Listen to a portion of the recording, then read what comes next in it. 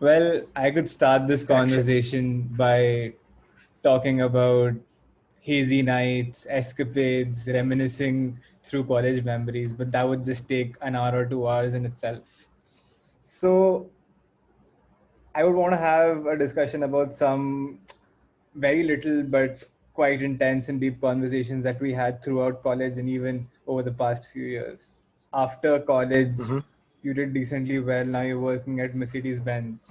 So, if you were to have a satisfaction rating, let's say fairly satisfied, very satisfied, or not at all satisfied, how would you place yourself right now? Okay. Satisfaction level, right. It started off as a very, like, on a very good note. I was really happy. Like, I mean, I'm from mechanical, right? And I got placed. So that in itself, I was like on the seventh heaven. But Exactly. then, yeah, I mean, once you get there, once you realize what does the job entail, I mean, I did learn a lot and I had a lot of exposure. All of that is true, but I mean, as of now, I think, in my opinion, um, I've reached a point of saturation, perhaps, because I don't think I'm learning Okay. as much as I used to in the initial days. But then, since it's my first job, maybe that's how it goes every time. So, And that being said, are there any particular projects or aims, goals that you have for the short term or the long term? Pratyush, I mean, you have known me for quite some time now. Uh, I'm very, let's say, I'm a jack of all, actually. Yeah. So I have a new project every time in my head that I really want to do in the coming days. The problem is how to stick to one project that that you can have for the rest of your life.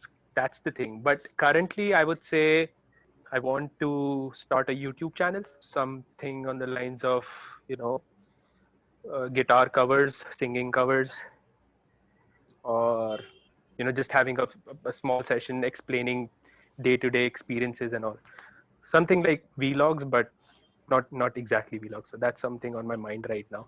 As someone who's heard you sing a lot many times, I'm not going to mention the particular instances because that's a shady area altogether. You should definitely go for it. And I would actually want to segue into a question about guitar only. I've seen you play the guitar, like it's Mhm. remarkable how you learned it by yourself and you play it pretty well. But do you think of it as an escape, hobby, or a passion? Before I answer that, I'll just tell you what guitar is for me, like very basically. Um, so I like to sing. That's how it has always been. I've always liked to sing. I love singing. Guitar is a medium through which I express how I can sing. In very, very simple words, it gives me a background, it gives me a good vibe, and I feel like singing when I play the guitar. It, and technically, I mean, it supports my singing, you know about that, because it gives you a good background to you know, sing. Um, Now, that being said, I really do not know uh, whether it's a passion. It's certainly not an escape route because, I mean, you cannot have an escape route um, as a kid. Yeah, you do not have problems, then you don't want an escape. So I've loved singing since I was a kid, and hence guitar being, let's say, a corollary of singing cannot be an escape route for sure. What it is exactly for me, I would say I just love doing it. That's all. Some people might call it meditation. If you like doing something, if you're in the zone when you do something, that's meditation. But I don't really want to get into all of that. I just like doing it. That's all. I love doing it. A great byproduct of that is that you do get a lot of female attention, whether you accept it or not. And speaking of female attention, I think we are all at a phase of life where we're examining ourselves, introspecting ourselves. Do you see any time for a love interest or even a possibility of settling down in the near future? Ooh, that's a tough one. Possibility of a love interest. I mean, yes, I would not like completely dismiss the possibility of having an affair, certainly. But I would say it's not on my primary list as of now. As they say, you don't start loving someone, it happens. So based on that, I mean, it can happen, and I'm open to, you know, whatever. But yeah, like right now I'm so, let's say, preoccupied that it's not on my primary task list. Let's say I'm not out there in the market looking Yeah, for you're not someone. actively looking. I'm not actively looking. Yeah, let's just say that. Yeah. So let's accept it. We're not doing very bad, but we're not doing very great. We're like at that B level, B plus level, right?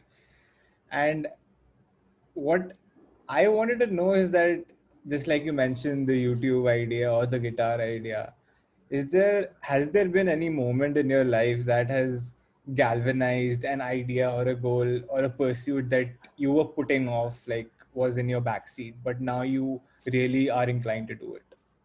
Just to pick a few words from your question, when you say that we are doing, let's say, uh, mediocre, or say level B or level C, whatever whatever terms that you've used, who's the judge there? I mean, it's not a rhetorical question. I'm actually uh, curious to know who decides whether it's A or B or C. That's one question back to you, and then we'll come to the actual question that you've asked.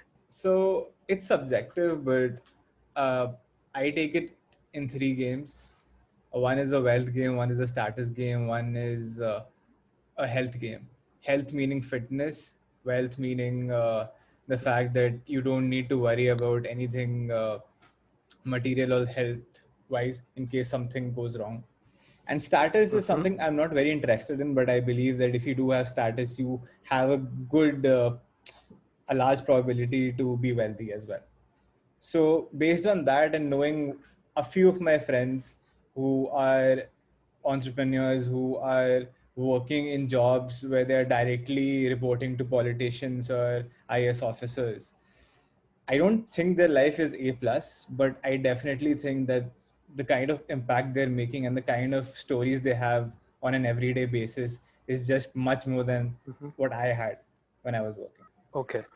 So if I understand you correctly, the factors that you've just mentioned are the factors that, I mean, they're according to you, or let's say general societal norms, not norms, general societal uh, measurable, let's say, quantifiers of your life, right? How well you're doing.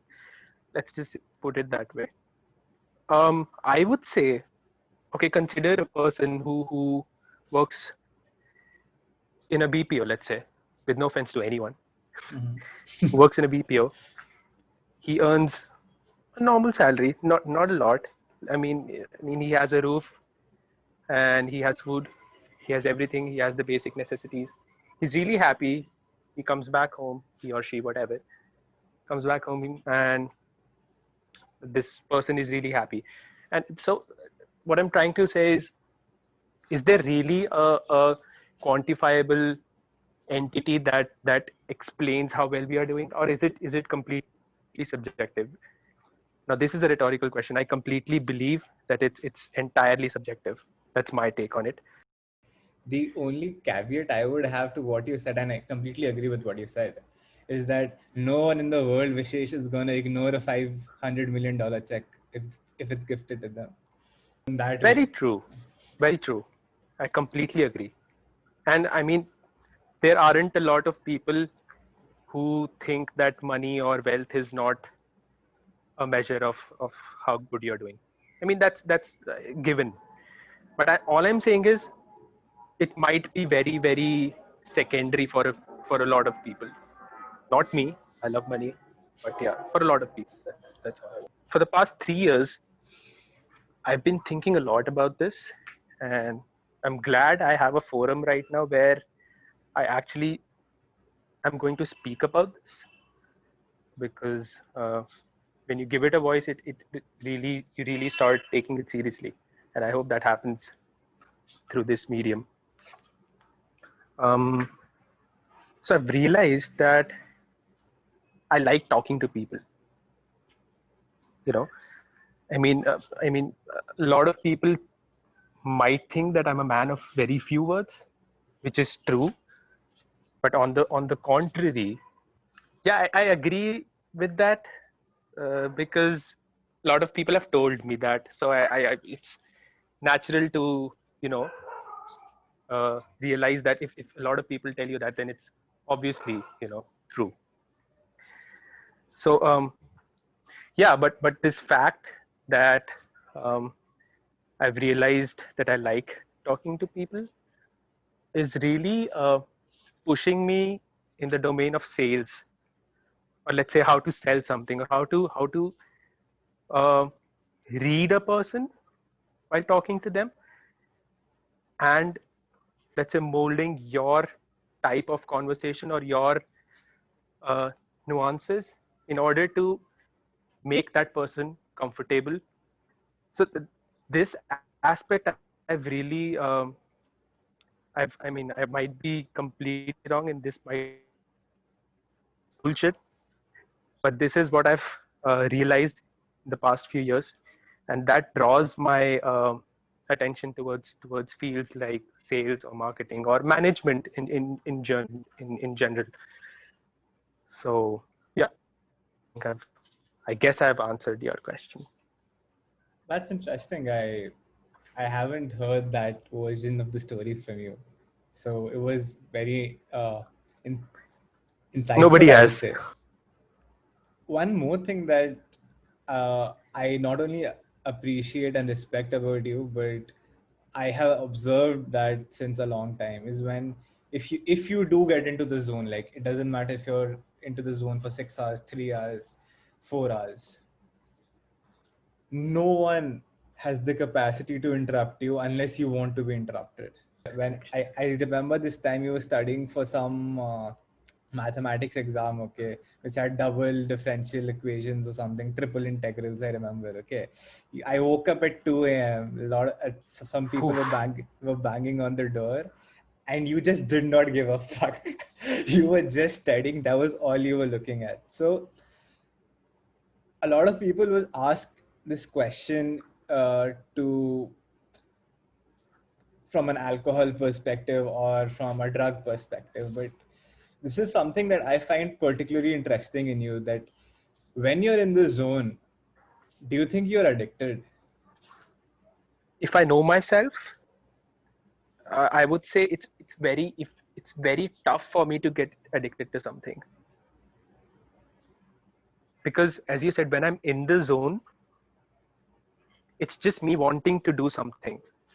If me being there is wanting to do something that I am uh, let's say restraining from something that I'm addicted to, then I'm so in the zone that I will not do it. So that in the zone factor that you talked about will surpass uh, the addiction. Okay, that makes And sense. that